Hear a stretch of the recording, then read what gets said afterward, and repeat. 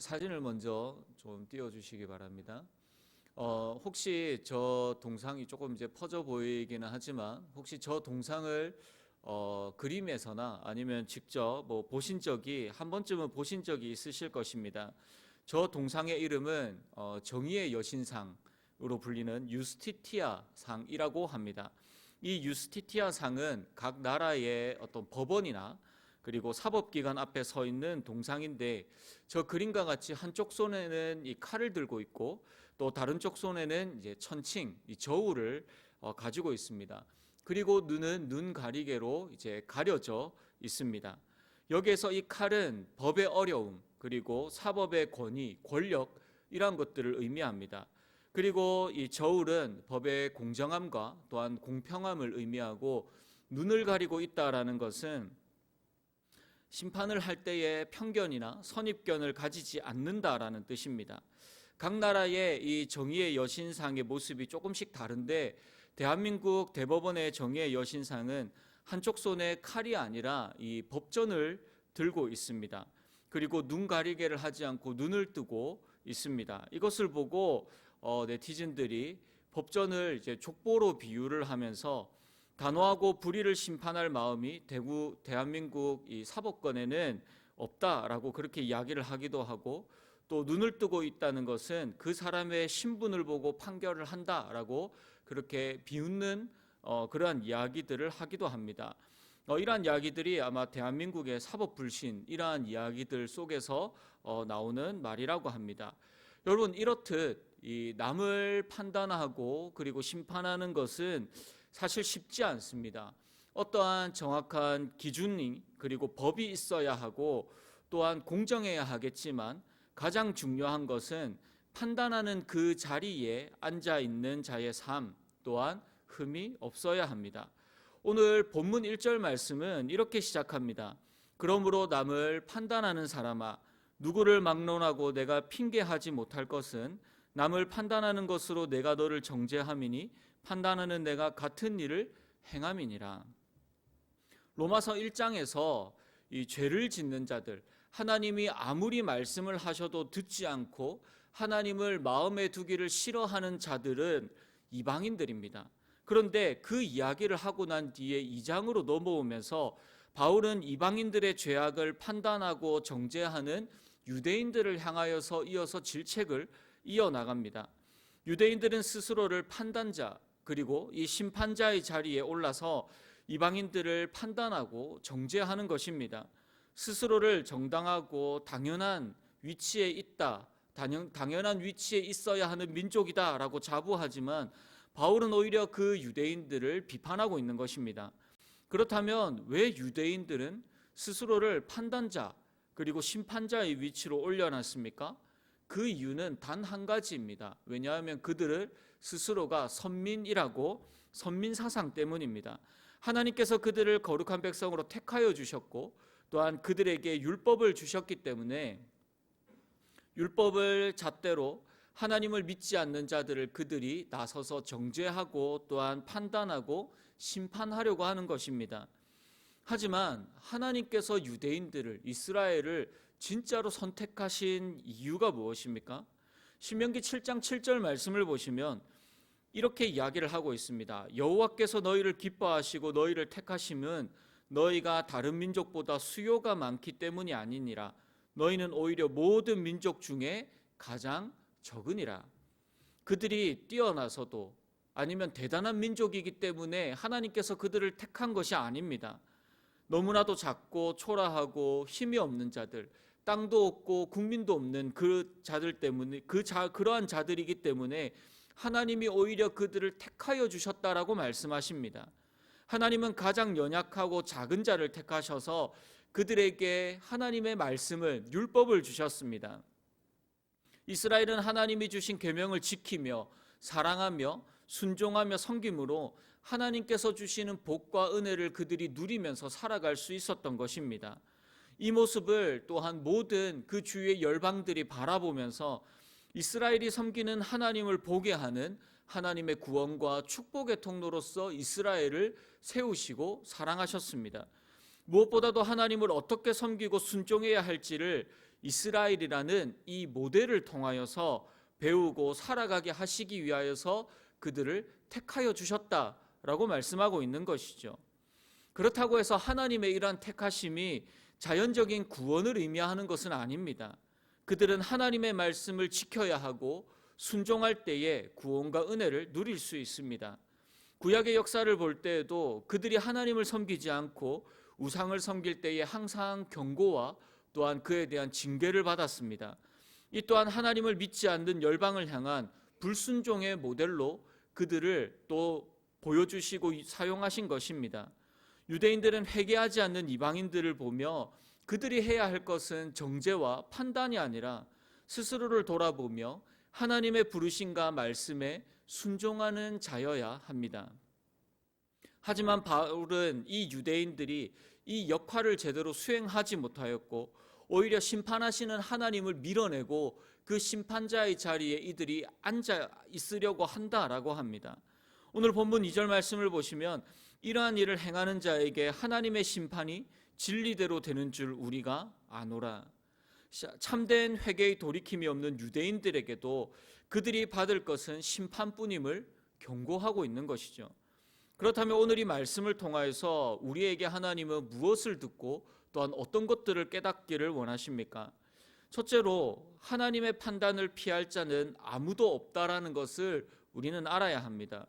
바울은 유대인들을 향하여서 이렇게 경고하고 있습니다. 본문 3절과 4절 말씀을 보시면 이런 일을 행하는 자를 판단하고도 같은 일을 행하는 사람아 내가 하나님의 심판을 피할 줄로 생각하느냐? 혹 내가 하나님의 인자하심이 너를 인도하여 회개하게 하심을 알지 못하여 그의 인자하심과 용납하심과 길이 참으심이 풍성함을 멸시하느냐? 오늘 이 본문을 새 한글 성경에 이렇게 기록되어져 있습니다. 우리 새 한글 성경에 기록되어져 있는 3절 4절을 우리 함께 읽어보도록 하겠습니다. 그런데 그런 짓을 저지르는 사람들을 판가름하면서도 똑같은 짓을 저지르는 사람이여 그대 자신은 하나님의 심판에서 벗어날 수 있을 것이라고 생각하시나요? 아니면 하나님이 아주 다정하시고 너그러우시고 참을성이 많으시다는 사실을 우습게 보는 것입니까? 하나님의 다정하심이 그대를 회개로 이끈다는 것을 모르고서 말입니다. 하나님은 누군가가 행하는 그 악한 모습들, 그들의 죄악상을 바라보며 나의 삶을 하나님의 말씀 앞에서 다시 점검하기를 원하고 계십니다. 그렇지 않으면 우리가 그들을 향하여서 그들의 죄를 지적하고 정죄하고 함부로 판단하게 된다면 우리 또한 우리의 행함 그대로 하나님의 징계를 피할 수가 없다라고 말씀하고 계십니다. 그런데 여기에도 하나님의 인자하심이 담겨져 있습니다. 그것은 우리를 회개로 인도하시기 위하여서 계속해서 참고 용납하시고 기회를 주신다는 사실입니다. 그런데 이것을 우리가 함부로 또한 마음대로 생각해서는 안 됩니다.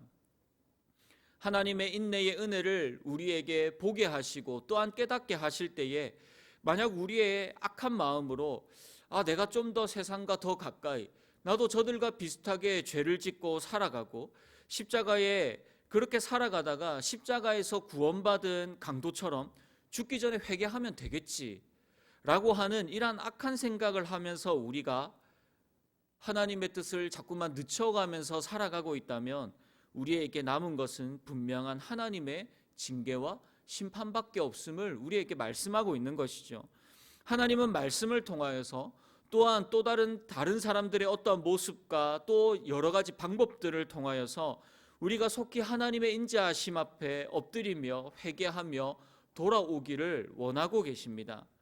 누군가의 죄를 통하여서 나 자신의 의로움을 찾으려고 하는 우리의 그러한 어리석고 죄악된 마음들을 내려놓고 모든 판단과 징계를 하나님께 맡겨놓으며 하나님의 은혜 앞으로 겸손하게 나아가는 사랑하는 저와 여러분들이 되기를 주님의 이름으로 소원합니다.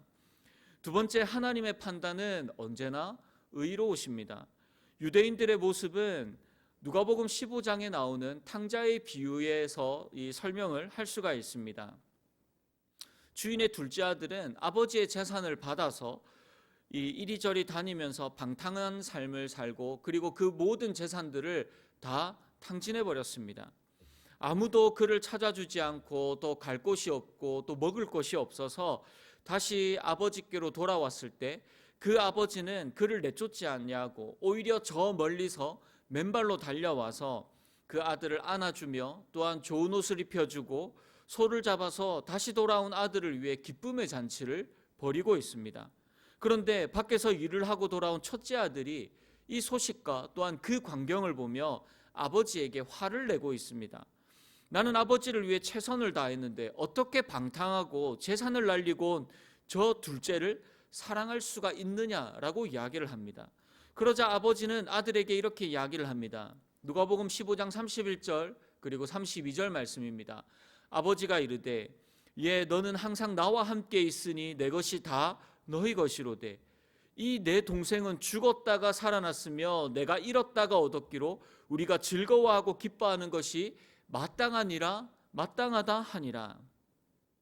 아버지에게 있어서 재산을 탕진하고 방탕한 삶을 산 둘째 아들이나 또한 그렇게 다시 돌아온 동생을 정죄하는 첫째 아들이나 다 똑같은 죄인이며 또한 다 똑같은 아들이라는 것입니다.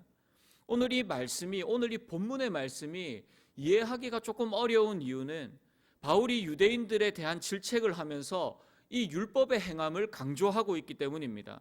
그렇다면 바울이 말하고 있는 이 율법의 행함은 어떠한 의미입니까? 이것은 구원받은 자의 행함과 또한 마음입니다. 바울은 그리고 성경은 단 한 번도 행함을 구원의 기준으로 제시한 적이 없습니다. 집 나간 동생이 돌아왔고 또한 그 동생을 기다린 아버지의 마음을 첫째 아들이 잘 헤아리고 알았다면 사랑과 용서의 마음으로 동생을 안아줬을 것입니다.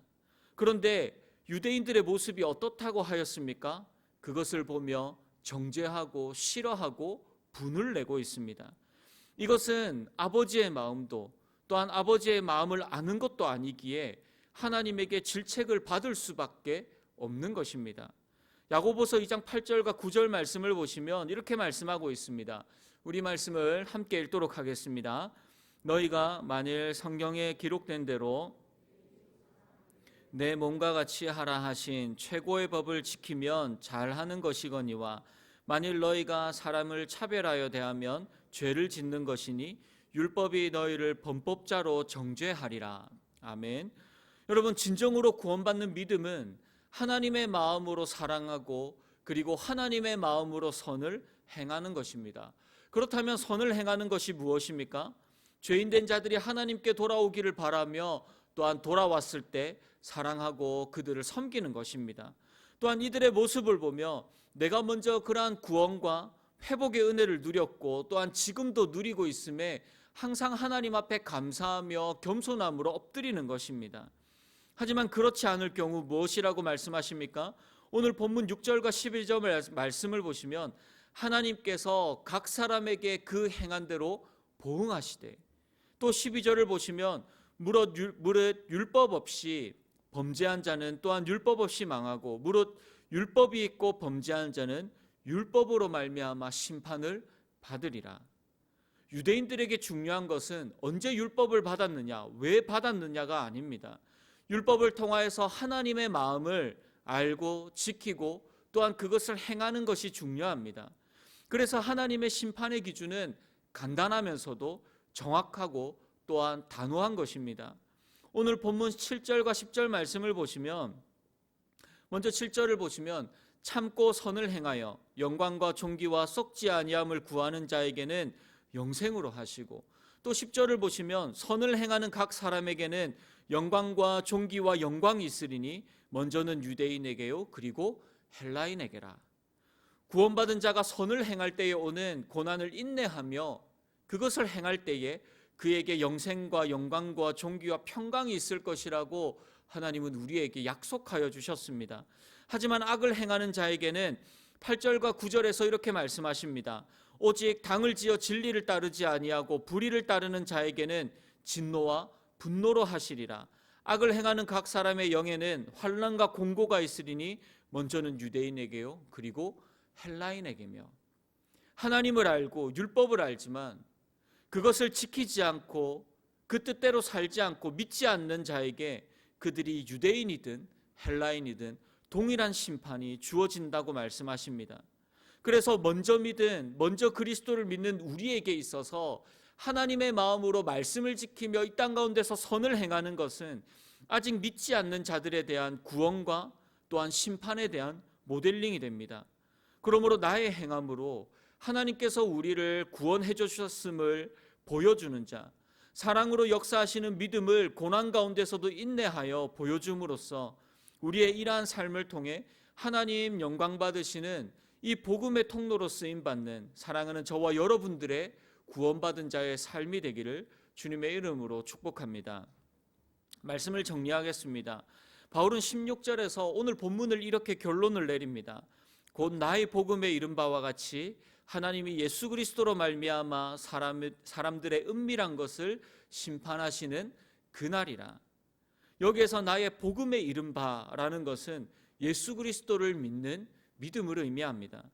바울은 처음부터 끝까지 구원은 그리스도밖에 없다라고 주장합니다. 모든 인간이 하나님 앞에서 죄인이 아님을 그 누구도 핑계할 수가 없습니다.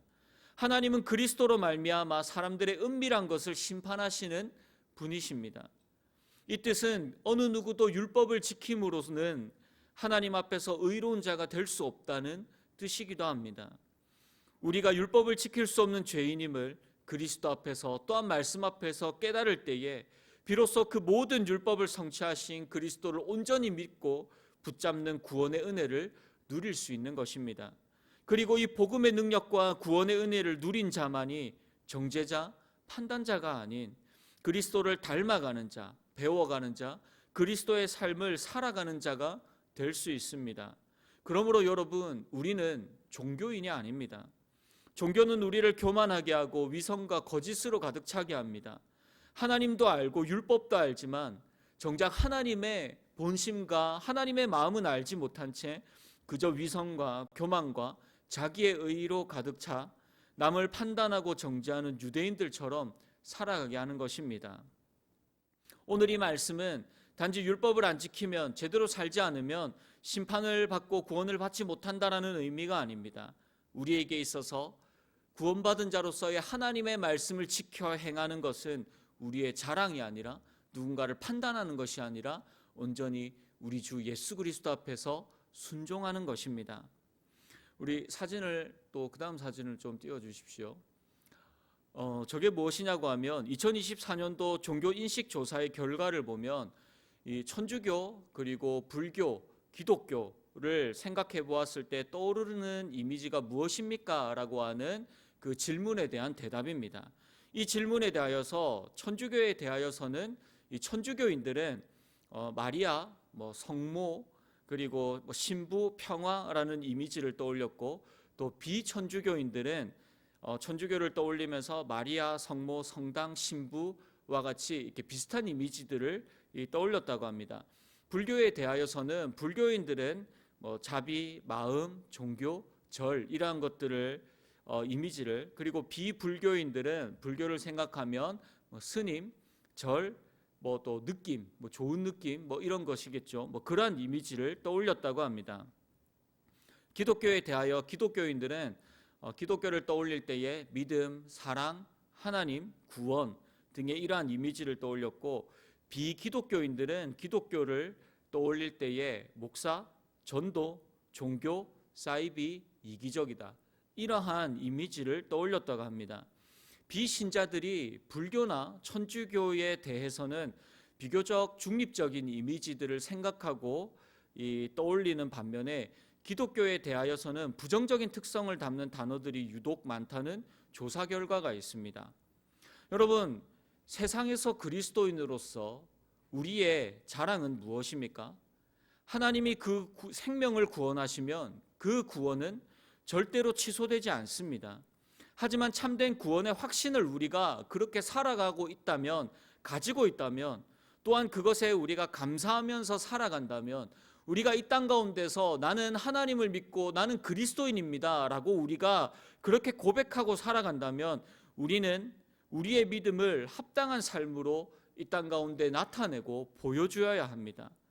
율법을 지킬 수 없는 죄인임을 알고 깨닫게 하시는 은혜와 회개에 합당한 자리에서 주님만을 겸손하게 의지하며 나의 나된 것을 자랑하지 아니하고 교만하지 아니하고 또 누군가를 정죄하지 않으며 오직 주님만을 닮아가는 참된 구원의 은혜를 누리며 자랑하는, 주님께서 이 땅 가운데서 세우신 주님의 거룩한 구원의 통로로서 쓰임받는 저와 여러분들의 구원받은 자의 삶이 되기를 주님의 이름으로 축복합니다.